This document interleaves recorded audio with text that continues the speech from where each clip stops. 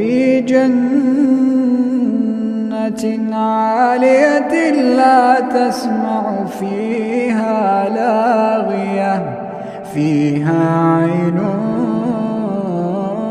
جارية فيها سرر مرفوعة وأكواب موضوعة ونمارق مصفوفة وزرابي مبثوثة أفلا ينظرون